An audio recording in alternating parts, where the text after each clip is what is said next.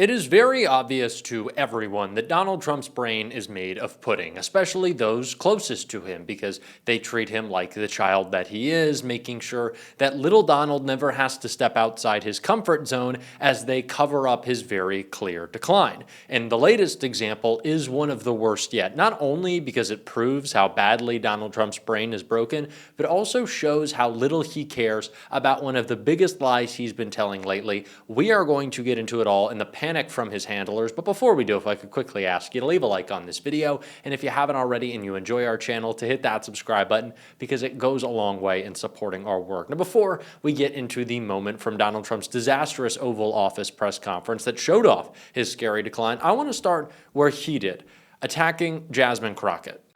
Jasmine Crockett recently. Jasmine Crockett. Remember what I said? Is she a relation to the late, great Davy Crockett? I don't think so. Jasmine Crockett, let me tell you, before you even ask, she's a very low IQ person. I mean, if we ever had to pass an aptitude test, that's the one should take one, because she shouldn't even be in the crowd. So I have no idea what you're going to, but I don't think we should waste our time. This is a low IQ person who I can't even believe is a congressperson. Between her and Ilman Omar and the group. You know, I met the head of Somalia. Did you know that? And I suggested that maybe he'd like to take her back, and he didn't want her. He said, "I don't want her." Okay, what else? Go ahead. Let's hear what Crockett said. Go ahead. I always say that it's one thing to get under Donald Trump's skin, and really anybody can. He is the most petulant little president that there has ever been. But Jasmine Crockett is clearly living rent-free in Donald Trump's head, and I think it's because she's been one of the few Democrats willing to take a stand and actually say the truth about Donald Trump's favorite piece of exploitation recently, and that's Charlie Kirk. He was a fucking bigot. He was a bad person. He did horrible things to this country with his disgusting rhetoric, and Jasmine Crockett will say it because Charlie Kirk attacked Jasmine Crockett and the people that she cares about and the people that she represents. And so she doesn't take any shit, and she made it really clear when she called out the political violence that nobody seems to be talking about. Free. It seems like violence is okay if it is only because the man that is currently serving in the White House asked for it, even when we look at ICE officers and what they are doing to those that are accused of violating our law. That is what they think violence is okay for. But then when it ends up happening and it comes back on the other side, they claim that it's because of the Democrats and them using words like fascist. When ICE rips families apart, I don't know if you saw, and I don't want to play it because it is just so painful to watch, but the woman who ICE threw on the ground today, crying that her husband was being ripped from her. My friend who's running for Congress in Illinois, Kat Abou-Ghazaleh, was thrown on the ground, shoved over violently by ICE agents for no reason, standing and protesting. That's political violence, by the way. And the fact that these disgusting, vile fucks want to pretend that they care about political violence to exploit the death of Charlie Kirk, who they don't care about, for their own political gain, I'm just not putting up with that bullshit. Clearly, Jasmine Crockett isn't either. Sorry, I'm just upset about this, especially with Trump saying this, or really having to have this explained to him at his press conference. One of the most powerful deterrents we have to violent crime is the death penalty. As you said, your administration has taken bold, decisive steps to ensure that Washington, D.C. is once again a safe and secure city for its residents and all who visit. This is a presidential memorandum that directs your Attorney General and your U.S. Attorney for the District of Columbia, Judge Jeanine Pirro, to fully implement the death penalty here in Washington, D.C., where the evidence and facts of a case indicate that the death penalty should be used. Okay.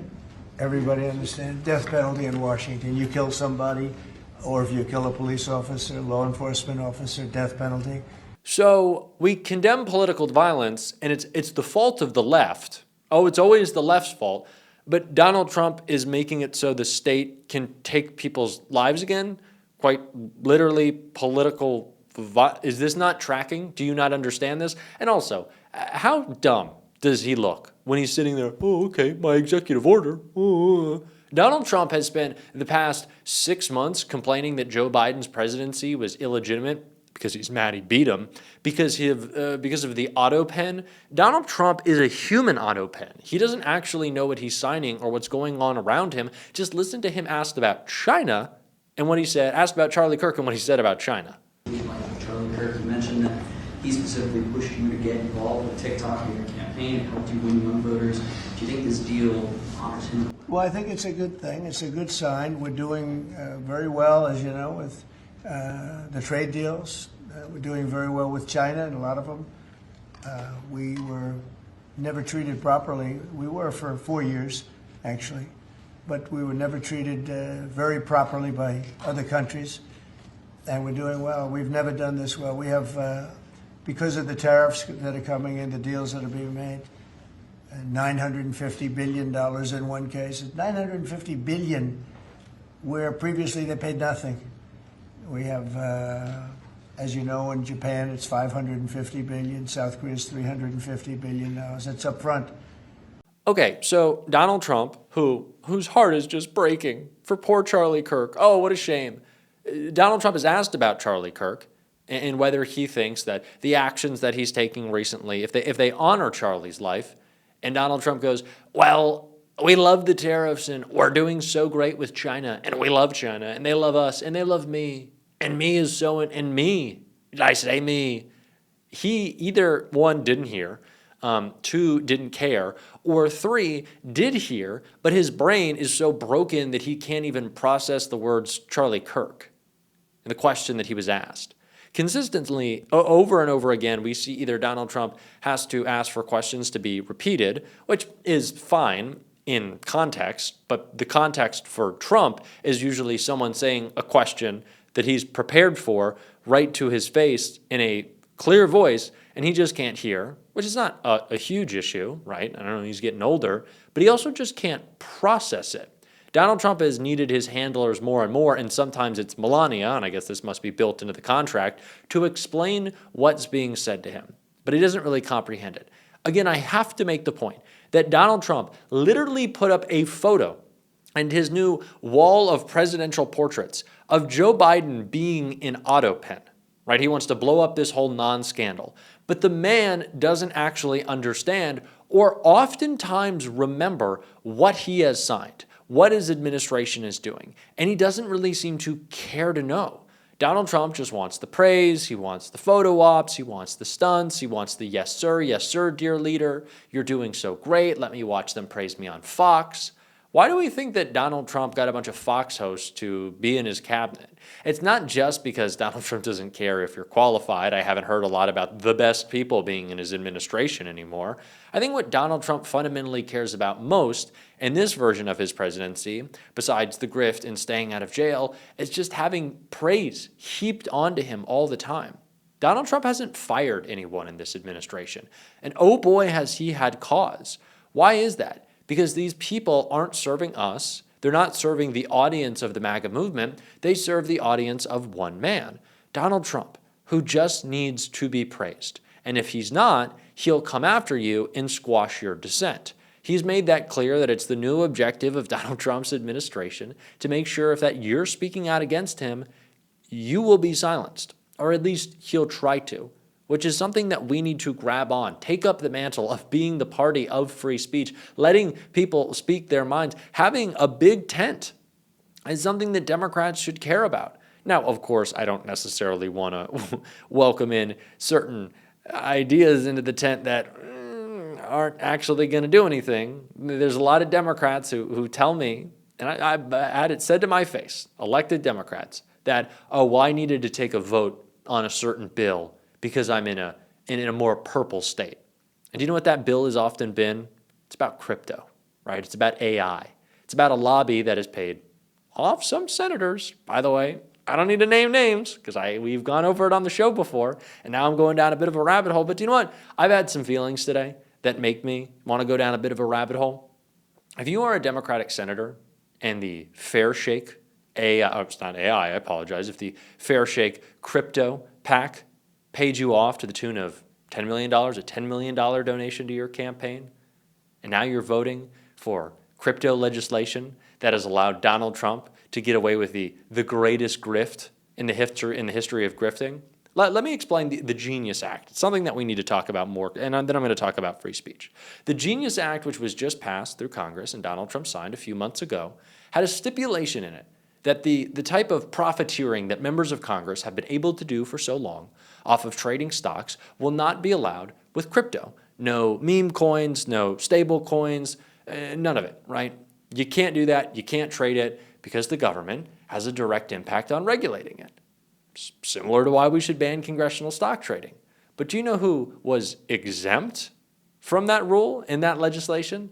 The President of the United States. Now, why is that? Well, because the crypto lobby has not only bought and paid for lots of senators and members of Congress in the House of both parties. I have to say that. Primarily Republicans go along with this, but there are a couple of Democrats who have taken hefty donations and allowed crypto to support their campaigns. But they did that because Donald Trump ultimately has the final word in how the crypto industry is regulated, or should I say not regulated. And this is an issue that really peeves me. Because if we as Democrats are going to talk about why we are the party that fights back against corruption, we have to fight back against all of the corruption. And I can't think of anything more corrupt than a crypto scheme that the President of the United States has launched to make himself billions and billions of dollars for him and his family while taking money from foreign governments to influence him in whatever way they choose. If you're a Democrat and you can't stand up to that, I don't want you serving in Congress. I don't want you as an elected representative, because then what can I trust you to stand up for? That's the question right now, is that you need to stand up and fight back.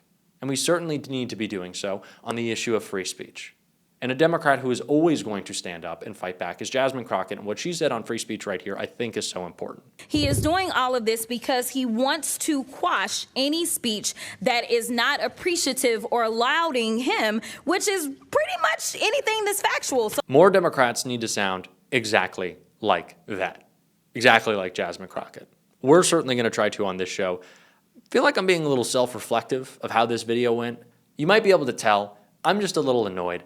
I've had a long day with this administration, and I'm pretty fed up. And I think that's been coming off a little bit more in these videos, and I really appreciate that y'all have been so supportive of that. I want my anger, which I think we all feel, to stay passionate and to not be as like grumpy. Today it's a little grumpy. I'm just a little pissed, and I don't know how you couldn't be. And if I'm doing these videos and I'm not emotional, I don't want y'all to watch. But I hope you can understand the place that I'm coming from today. I'm sure you feel it as well. It's just been a lot of shit, and I'm so tired of it. And I want to call these people out, and I want Democrats fighting the way that they need to be. And we're going to be calling for that on this show. And if you want to support that, as always, you can hit that subscribe button, leave a like on this video. If you stuck around to the end, drop a blue heart in the comments. I need them today. And if you want to support the show in another way, you can subscribe to my Substack right here or linked below. Being a free or paid subscriber, one of the best ways to support us. Keep on fighting. Don't let them silence you. And until next time, I'll see you soon.